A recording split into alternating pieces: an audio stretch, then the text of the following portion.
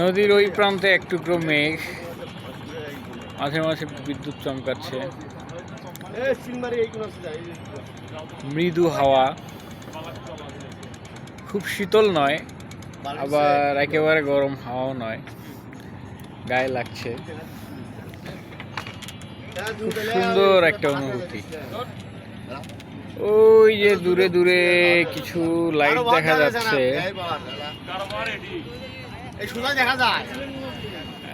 রাতের বেলার কারণে অনেক দূরে দেখা যাচ্ছে না, স্পষ্ট মাঝে মধ্যে একটু দেখা যাচ্ছে। ওইসব হচ্ছে গ্রাম। এখান থেকে এক একটা গ্রামে যাইতে, মানে সবচেয়ে কাছের গ্রামে যাইতেও খুব সম্ভবত 40 মিনিট লাগে,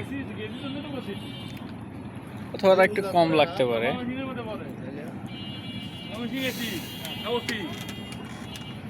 এই সময়টা আমার খুব ভালো লাগে, নদীর পাড়ে বসে থাকতে।